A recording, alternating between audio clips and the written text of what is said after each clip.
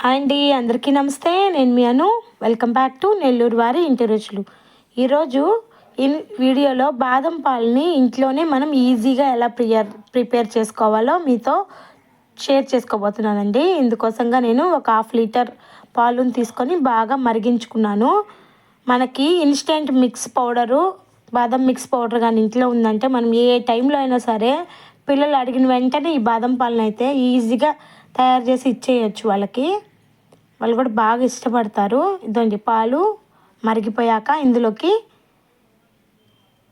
Instant బాదం powder మిక్స్ని ఒక 3 స్పూన్లని వేసుకోవాలి.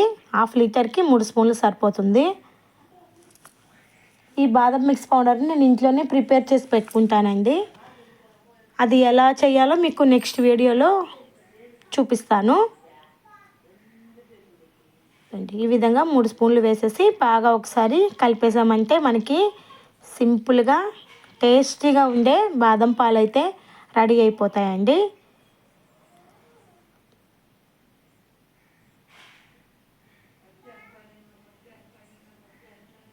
ఈ వీడియో చూసి మీరు కూడా తప్పకుండా ఒకసారి ట్రై చేయండి.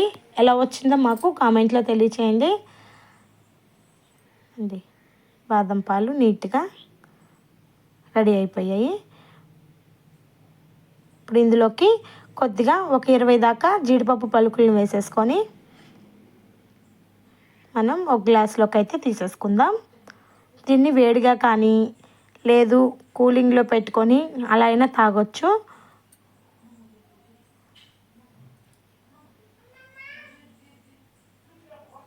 వీటిని మనం గ్లాసుల్లో పోసేసుకుందామండి.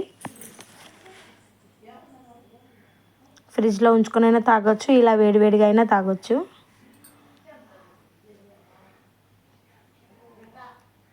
ఇంట్లోనే టేస్టీగా చేసుకునే బాదం పాలు రెడీ. తప్పకుండా మీరు కూడా ట్రై చేయండి. లాస్ట్గా పైన కొంచెం బాదం పప్పు, పిస్తా పప్పు ఈ రెండింటిని మిక్స్ చేసుకొని పౌడర్ని వేసుకున్నానండి.